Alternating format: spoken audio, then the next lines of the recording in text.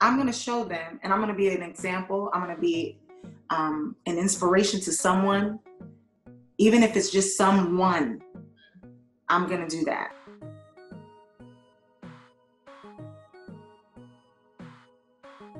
The internet is talking about this Beyonce project, Black is King. You worked with Beyonce before, so you're not new to this, right? But this project, it has instilled so much pride, just the beauty of being Black and the strength that we have. So what was it like just being a part of this project? It was surreal, you know. I mean, I've been with her since, what, 2008, 2007? And every project hits harder every single time. She's actually a really great example of the only person that I want to always be in competition with is me or my work, you know, like always trying to excel, always making yourself better, always fine-tuning, always rebooting and you know, growing. First of all, the album alone is one of my favorite albums she's ever done. And I remember hearing a specific song, like My Power. I remember hearing that song and I just felt that, and Brown Skin Girl, I just felt so seen. I felt like my space in this world mattered, and like I felt like I should value myself, you know, not that I didn't before, but I had all this, my own trauma from being a brown girl, you know, in this industry.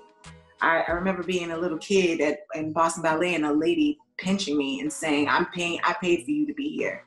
Wow. Because I was going as a scholarship student for free, and her little girl had horses and she was paying tuition and all this stuff, and I was being showcased, and that was difficult for her. She didn't like that, you know? This gave me permission to shine unapologetically. This gave me permission to dream again, you know? Like I literally have no words. It's so hard. Like I feel like there's so much to say, but it still doesn't really equate to how it actually feels to me. It was empowering being with all these chocolate girls. We were having so much fun too. That was what was crazy. Like we found so much enjoyment in it, even in the times when we were like outside and cold, or you know, sitting on a tree, you know, like we were like, oh, I'm getting thorns, but it's in my butt, but fine. You know, it's the best experience with thorns ever, okay? And then seeing her push, you know, seeing B push, it just is a reminder that like this never stops. No matter how great you are, no matter how the world sees you, you are always on that push to the next level. Because the only one that can make you great or make you feel great is you. It starts from within. And then to do My Power in collaboration with people that, well, like my sister Connie, what? That's my sister for life now. Ebony Choreography, we named ourselves, okay? And being in the room with Chris, whoa. When I tell you that man can dance his face and is a star, the way that neck snaps back when he dances is so hard. It hits so hard. My skin, like I can feel, and the hair on my skin just rise when I see him move. Right, you absolutely do. And getting his support in the room, because there's times when you're like, is what I'm doing good enough or cool enough or whatever? Because you want to impress. You want her to want your work. And Jaquel is the one who called me first on the phone. It's like, I have these 2 songs I want you to work on. Here's the theme. And he sent me it was a old Diana Ross reference. And I was like, okay, I can make this work. I could create from this. And so I did. I had a young girl that I worked with a lot, who's one of my dancers, Lindsay Hales, go in the studio with me just as support until she can record me dancing. And then if I have a problem with how I feel about the movement, I could have her do it and then see how I felt about the movement. And I did that, sent in a submission, and then got some critiques from him about the submission. And then next thing I know, I'm in rehearsals for working with her, and then got another request for some changes with the movement. And so I was like, Chris, I found Chris, and I was like, Chris, I have this, can you watch this really quick? Tell me what you think, you know? Yeah. And he's like, oh no, I think that's dope. Like, he's like, you could play with this a little bit more. So that's where like the beginning of the collaborative portion of it comes from, you know? He basically helped take Connie and I's movement and merge them together, and, you know, like give us the confidence and the sauce that we needed for it to be a wonderful choreographic marriage, because that's what this is.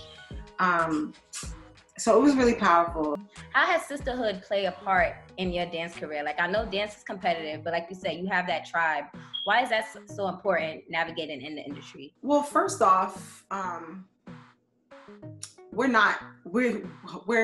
in the room together. Mm-hmm. I mean, the least that you can already start with, beyond like all the other stuff, is like just camaraderie and making sure that the synergy in the room is great, okay? Because nothing can really manifest from just fire and anger, and like it can, but like, who wants to relive that? I don't want to relive that. I don't want that to be in my memory. So,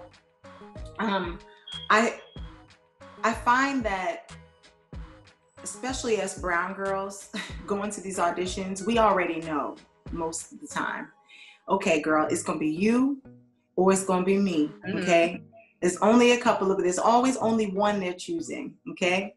And if I can't do it, then sis, you live it up, okay? You represent for us. And so I think that is like the common thread for most of us, is that we just want to see us win, you know?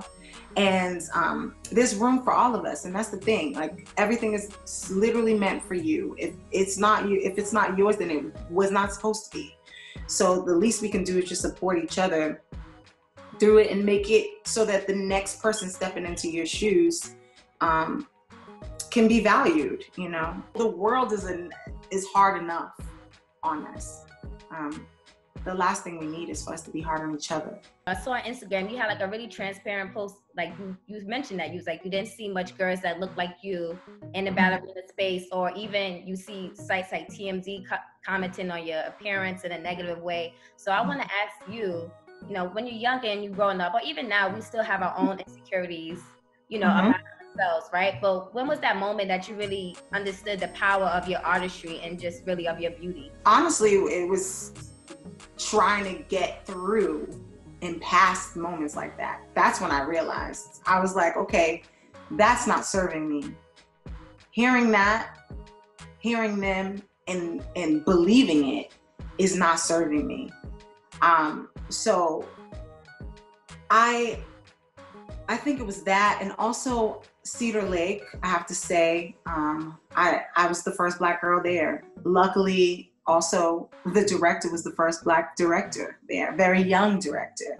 And he understood me, you know, he allowed me to eventually discover who I was as a dancer. I always say to people that if I was to do a ballet or dance a ballet and it was nothing but silhouette, I want them to know who that dancer is. And it could be a whole quarter ballet, but you would find Ebony Williams by the way that I moved.